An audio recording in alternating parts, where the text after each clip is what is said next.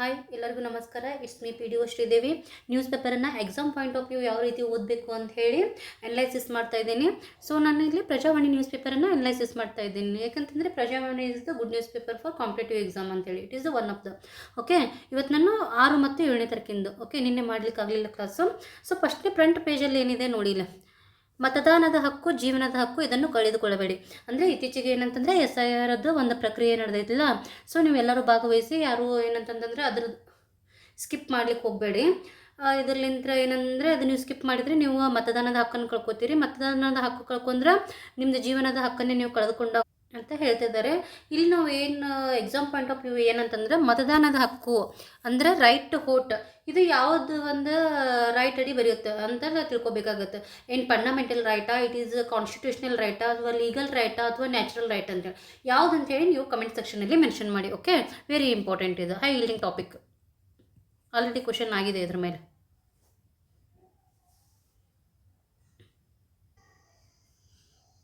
ಇನ್ನು ನೆಕ್ಸ್ಟು ಇಲ್ಲಿ ನೋಡಿ, ಇದಿಷ್ಟೇ ಸ್ಮಾಲ್ ಇದ್ರೂ ಕೊಟ್ಟಾರ, ಬಟ್ ಇದು ವೆರಿ ಹೈ ಯೀಲ್ಡಿಂಗ್ ಟಾಪಿಕ್ ಅಂತ ಹೇಳ್ಬೋದು. ಮೋನ್ಜೈಟ್ ನಿಕ್ಷೇಪ ಪತ್ತೆ ಅಂಥೇಳಿ ಇಷ್ಟೇ ಕೊಟ್ಟಿದ್ದಾರೆ, ಬಟ್ಸ್ ಹೈ ಯೀಲ್ಡಿಂಗ್ ಟಾಪಿಕ್. ಇಲ್ಲಿ ನೀವೇನು ತಿಳ್ಕೊಬೇಕಂತಂದ್ರೆ ಮೋನ್ಜೈಟ್ ಅಂತಂದ್ರೆ ಏನು, ಅದ್ರ ಕಾಂಪೋಸಿಷನ್ ಏನು, ಅದರದ್ದು ನಿಕ್ಷೇಪ ನಮ್ದು ಇಂಡಿಯಾದಲ್ಲಿ ಎಲ್ಲಿ ಕಂಡು ಬರುತ್ತೆ, ಮತ್ತು ಇದು ಮೋನ್ಜೈಟ್ ಇದನ್ನು ಮಿನರಲ್ಸನ್ನು ಯಾರು ಕಂಟ್ರೋಲ್ ಅಡಿ ಬರುತ್ತೆ, ಏನೆಲ್ಲ ಪ್ರೈವೇಟದವ್ರನ್ನೂ ಅದನ್ನು ಮಾಡ್ಬೋದಾ, ಏನು ಗೌರ್ಮೆಂಟ್ದವ್ರು ಅಷ್ಟೇ ಅದರದ್ದು ಕಂಟ್ರೋಲ್ ಮಾಡ್ಬೋದಾ ಏನಂತ ಹೇಳಿ ನೀವು ಇದನ್ನು ಒಂದು ಸ್ವಲ್ಪ 360 ಆ್ಯಂಗಲಿಂದ ನೋಡ್ಕೊಳ್ಳಿ. ವೆರಿ ಇಂಪಾರ್ಟೆಂಟ್ ಕಾನ್ಸೆಪ್ಟ್ ಇದು ನಮ್ಮದು ಮೋನ್ಜೈಟ್. Okay,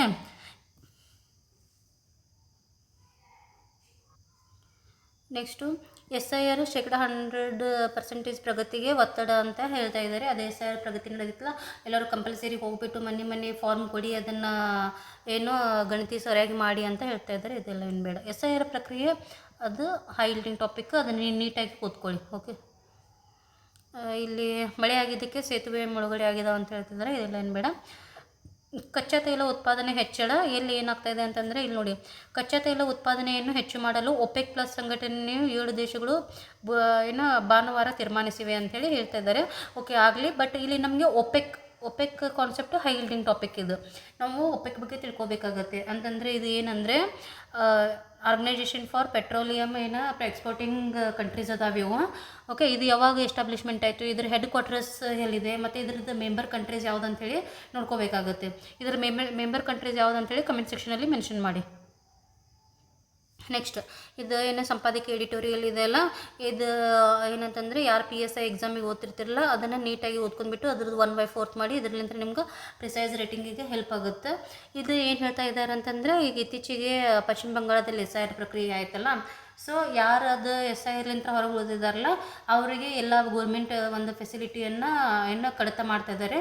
it's not good move, ಆ ರೀತಿ ಮಾಡಬಾರ್ದು ಅಂತ ಹೇಳ್ತಾ ಇದ್ದಾರೆ. ಅದ್ರ ಬಗ್ಗೆ ಅನಲೈಸಿಸ್ ಇದೆ. ಇದು ಏನಿಲ್ಲ, ಇದನ್ನು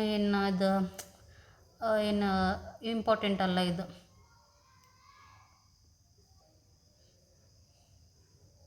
ಇನ್ನು ನೆಕ್ಸ್ಟ್ ಇದು ನೋಡಿ, ಇದು ಇಂಪಾರ್ಟೆಂಟ್ ಕಾನ್ಸೆಪ್ಟ್ ಅಂತ ಹೇಳ್ಬೋದು. ಲ್ಯಾಂಡ್ ಪೂಲಿಂಗ್ ಭೂ ಸ್ವಾಧೀನಕ್ಕೆ ಪರ್ಯಾಯ.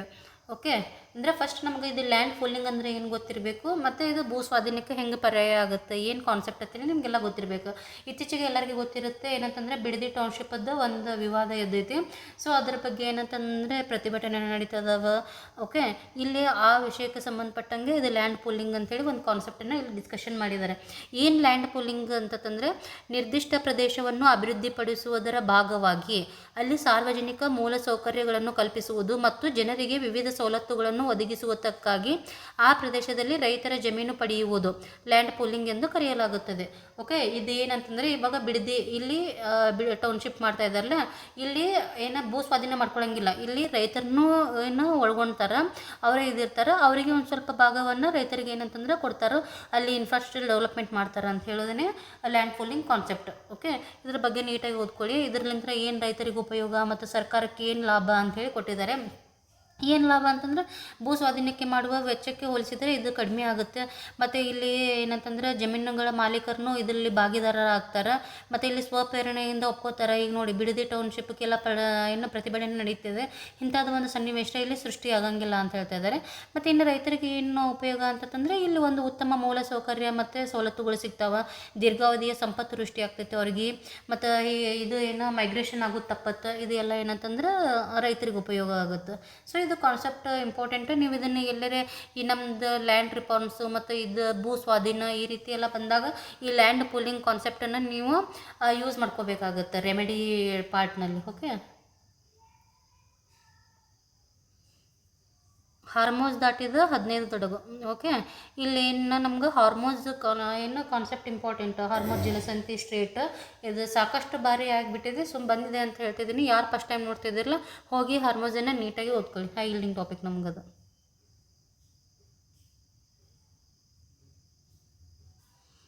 ಇವಾಗ 7ನೇ ತಾರೀಕಿಂದ ನೋಡೋಣ. ಮಳೆ ಚುರುಕು ನದಿಗಳಿಗೆ ಜೀವಕಳೆ. ಅಂದರೆ ಇತ್ತೀಚೆಗೆ ಏನಂತಂದರೆ ನಮ್ಮದೆಲ್ಲ ವೆಸ್ಟರ್ನ್ ಘಾಟ್ಸ್ದಲ್ಲಿ ಮಹಾರಾಷ್ಟ್ರದಲ್ಲಿ ಹೆಚ್ಚಿಗೆ ಮಳೆ ಆಗುತ್ತಿರೋದ್ರಿಂದ ನಮ್ಮದು ಕರ್ನಾಟಕದಲ್ಲೆಲ್ಲ ನದಿಗಳಿಗೆ ಜೀವಕಳೆ ಬಂದೈತಿ ಅಂತೇಳಿ ಹೇಳ್ತಾ ಇದ್ದಾರೆ. ಓಕೆ, ಇದು ಏನಂತಂದರೆ ಒಂದು ಒಳ್ಳೆಯದು ಏನು ಸಂತಸ, ಎಲ್ಲ ಸಂತಸದ ವಿಷಯ. ಇಲ್ಲಿ ನಮ್ಗೆ ಏನು ಗೊತ್ತಿರಬೇಕಂತಂದರೆ ಕೃಷ್ಣಾ ನದಿನ ಆಲ್ರೆಡಿ ಡಿಸ್ಕಷನ್ ಮಾಡಿದ್ದೀನಿ. ಇದು ನಮ್ಮದು ಕೃಷ್ಣಾ ನದಿ ಬಂದುಬಿಟ್ಟು ಹೈ ಈಲ್ಡಿಂಗ್ ಟಾಪಿಕ್ ಅದು.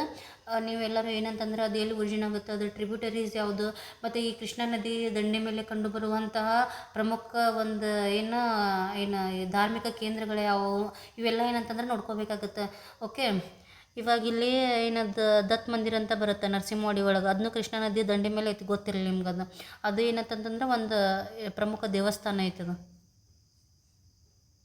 ಇಲ್ಲಿ ನೋಡಿ, ಇಲ್ಲಿ ಒಂದು ಕೊಟ್ಟಿದ್ದಾರೆ ಮೋಡ ಬಿತ್ತನೆ ಅಂತೇಳಿ ಕೊಟ್ಟಿದ್ದಾರೆ. ಅಂದರೆ ಹಾವೇರಿ ಜಿಲ್ಲೆಯಲ್ಲಿ ಕೃತಕವಾಗಿ ಮೋಡ ಬಿತ್ತನೆ ಮಾಡಿದ್ದಾರೆ ಮಳೆ ಆಗ್ಲಾರ್ದು ಅಂತ ಹೇಳಿದ್ದಾರೆ.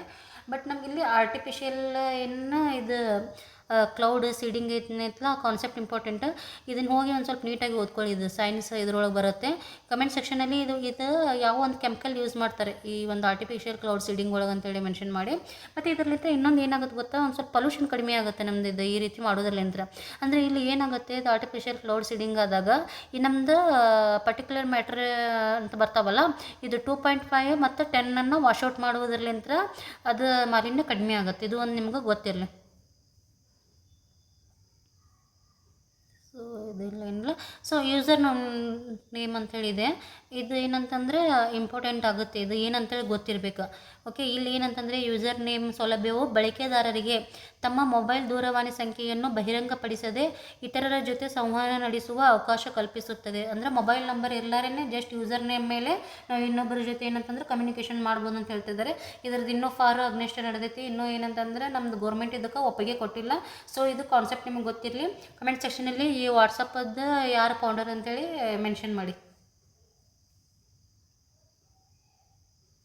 ಸೊ ಇದೇನು ಬೇಡ.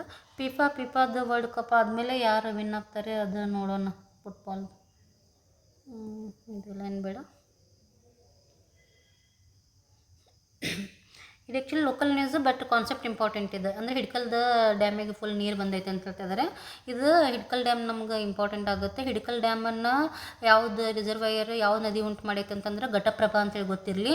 ಕಮೆಂಟ್ ಸೆಕ್ಷನಲ್ಲಿ ಮೆನ್ಷನ್ ಮಾಡಿ. ಈ ಹಿಡ್ಕಲ್ ಡ್ಯಾಮಿಗೆ ಇರುವಂಥ ಇನ್ನೊಂದು ಹೆಸರು ಇದೆ, ಆ ಹೆಸರು ಯಾವುದು ಅಂತೇಳಿ ಕಮೆಂಟ್ ಸೆಕ್ಷನಲ್ಲಿ ಮೆನ್ಷನ್ ಮಾಡಿ.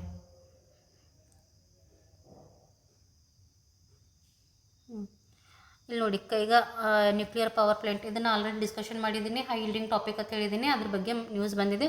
ಹೋಗಿ ನೀಟಾಗಿ ಒಂದು ಸ್ವಲ್ಪ ನ್ಯೂಕ್ಲಿಯರ್ ಪವರ್ ಪ್ಲಾಂಟ್ ಬಗ್ಗೆ ಓದ್ಕೊಳ್ಳಿ. ಆಲ್ರೆಡಿ ನಾನು ಅದ್ರ ಬಗ್ಗೆ ಡಿಸ್ಕಷನ್ ಮಾಡಿದ್ದೀನಿ. ಸೊ ಇದೆಲ್ಲ ಎಡಿಟೋರಿಯಲ್ ಏನು ಬೇಡ. ಇದು ನೋಡಿ, ಸ್ಪಾನ್ ಸಿಟಿ ಮಳೆ ಬಿದ್ದಲ್ಲೇ ಸರಿ ಅಂಥೇಳಿ.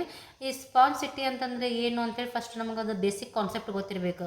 ಏನಂತಂದರೆ ಇವಾಗ ನೋಡಿ, ಇಲ್ಲೆಲ್ಲ ಬೆಂಗಳೂರಲ್ಲಿ ಮಳೆ ಆಗುತ್ತೆ. ಮಳೆ ಆದಮೇಲೆ ಒಂದು ರೀತಿ ಫ್ಲಡ್ ರೀತಿ ಸನ್ನಿವೇಶ ಉಂಟಾಗುತ್ತೆ.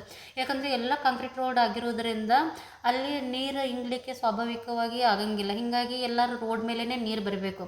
ಸೊ ಸ್ಪಾಂಜ್ ಸಿಟಿ ಅನ್ನೋ ಕಾನ್ಸೆಪ್ಟ್ ಏನು ಮಾಡ್ತದೆ ಅಂದರೆ ಅಲ್ಲಿ ನೀರನ್ನು ಇಂಗುವಂಥ ಸಿಸ್ಟಮ್ ಬಗ್ಗೆ ಹೇಳುತ್ತೆ. ಓಕೆ, ಇದು ನೋಡಿ, ಅದು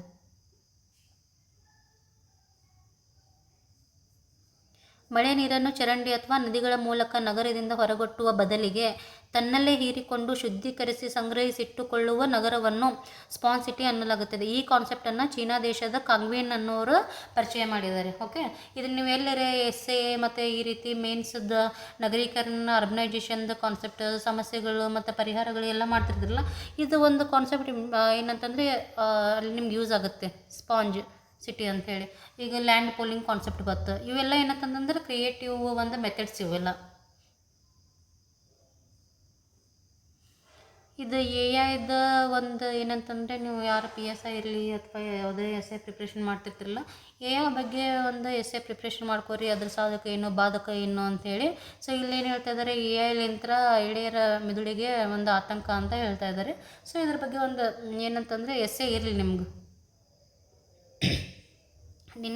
ಇತ್ತೀಚೆಗೆ ಏನಂತಂದರೆ ಡೇಟಾ ಸೆಂಟರ್ ಸ್ಥಾಪನೆ ಮಾಡಬೇಕಂತ ಹೇಳ್ತಾ ಇದ್ದಾರೆ, ಮುಂಬೈ ವಿಶಾಖಪಟ್ಟಣ ಸೇರಿದಂತೆ. ಅದು ಜನರ ವಿರೋಧ ಆಗ್ತಾ ಇದೆ. ಸೊ ಡೇಟಾದ ಸೆಂಟರ್ದು ಇಲ್ಲೇ ಕಾನ್ಸೆಪ್ಟ್ ಬರಲಿ. ಡೇಟಾ ಅನ್ನೋದು ನಮ್ದು HYT ಇದು. ಯಾವುದಾದ್ರೂ ನಮ್ದು ಇಂಡಿಯಾದ ಪಾಲಿಸಿ ಬತ್ತು, ಇಲ್ಲ ಅಂತಂದ್ರೆ ಗ್ಲೋಬಲಲ್ಲಿ ಪಾಲಿಸಿ ಬರ್ತಂದ್ರೆ ಇಂಪಾರ್ಟೆಂಟ್ ಆಗ್ತಾವ. ಆ ಪಾಲಿಸಿ ಮೇಲೆ ಕ್ವಶನ್ ಆಗಿದಾವೆ.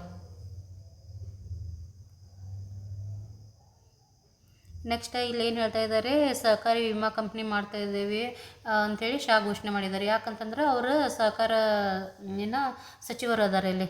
ಓಕೆ, ಇಲ್ಲಿ ನಮ್ಗೆ ಏನಂತಂದರೆ ಎಲ್ಲರಿಗೂ ಹೇಳಿದ್ದೀನಿ, ಈ ಸಹಕಾರಿ ಸಂಘಗಳು ಬಂದುಬಿಟ್ಟು KEA ಹೊಸ ನ್ಯೂ ಸಿಲೆಬಸ್ಸಲ್ಲಿ ಆ್ಯಡ್ ಮಾಡಿದ್ದಾರೆ. ಹೀಗಾಗಿ ನಿಮ್ದು ಹೈ ಯೀಲ್ಡಿಂಗ್ ಟಾಪಿಕ್ ಅಂತ ಹೇಳ್ಬೋದು.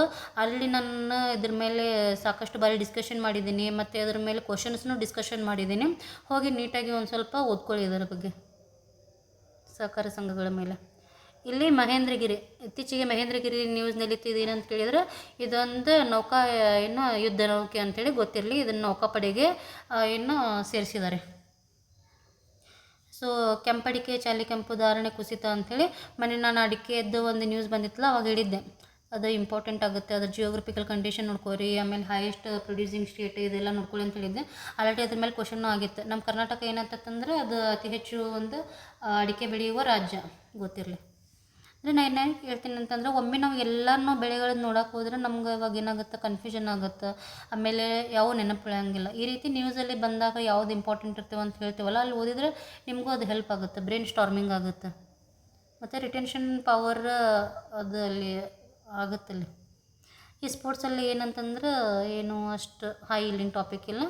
ಓಕೆ, ಎಲ್ಲರೂ ನೀಟಾಗಿ ಓದ್ಕೊಳ್ಳಿ. ನಾನು ಯಾವ್ದು ಇವೆಲ್ಲ ಹೇಳಿದ್ದೇನಲ್ಲ, ಹೋಗಿ ಒಂದು ಸ್ವಲ್ಪ ಬೇಸಿಕ್ ಓದ್ಕೊಳ್ಳಿ ಅಂಥೇಳಿ ಸ್ಟ್ಯಾಟಿಕ್ ಸಬ್ಜೆಕ್ಟನ್ನು ಓದ್ಕೊಳ್ಳಿ. Thank you one and all.